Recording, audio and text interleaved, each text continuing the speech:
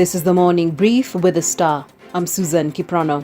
Kirinyaga Governor Waiguru's troubles are far from over. This is after the Ethics and Anti-Corruption Commission summoned her. This follows a recommendation by the Senate, which saved her from impeachment but asked authorities to investigate Kirinyaga tenders. The governor has been under siege, with MCAs who failed to impeach her now collecting signatures to dissolve her government. I think the EACC was created specifically to clearly investigate matters like this.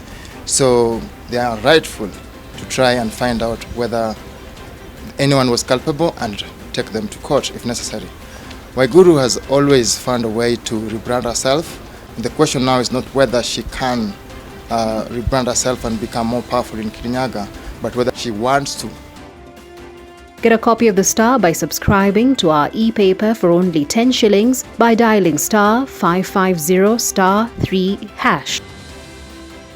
Deputy President William Ruto's once powerful allies have been humbled as President Uhuru Kenyatta and ODM leader Raila Odinga moved to stamp the authority in Parliament. The DP's allies have suffered in the purge, targeting House committees, changes which MPs approved by acclamation in a special sitting on Wednesday. Whereas majority of them were removed from plum posts, some have been reassigned committees as ordinary members.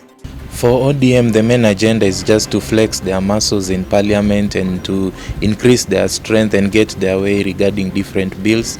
For Jubilee, the main agenda for President Uhuru is that he needs numbers to push through the different bills that he requires to complete his legacy. So that's why he needs ODM as a key ally.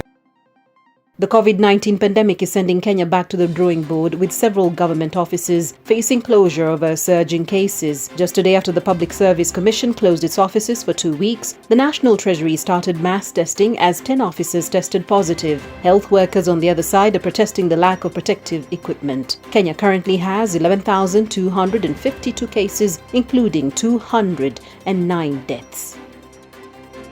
After 99 days on the ground due to the COVID-19 pandemic, national carrier Kenya Airways took to the skies once again. With pomp and colour, the country witnessed the first flight take off from the JKIA in Nairobi for the 45-minute journey to Mombasa, to the delight of many. Tourism CS Najib Balala said that the reopening of air travel was critical to the revival of the sector.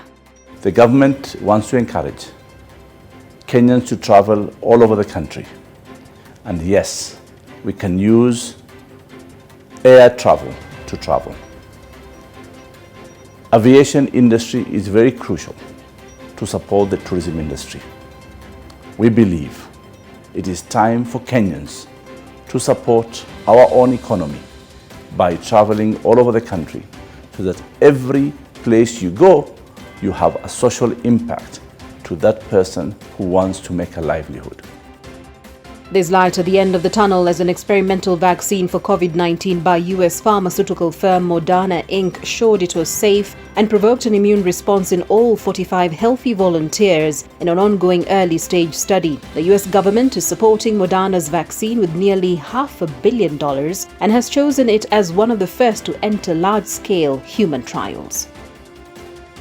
And finally, Black Lives Matter protester Jen Reed said she shed a tear when she saw a sculpture of her replace that of slave trader Edward Colston in Bristol on Wednesday. Artist Mark Quinn had the new statue installed without council permission. The statue replicates a photograph of Reed with her fist raised, taken after the 17th century merchant was toppled by Black Lives Matter demonstrators last month. Get a copy of the Star by subscribing to our e-paper for only 10 shillings by dialing *550*3#. You can also get more on the Star website.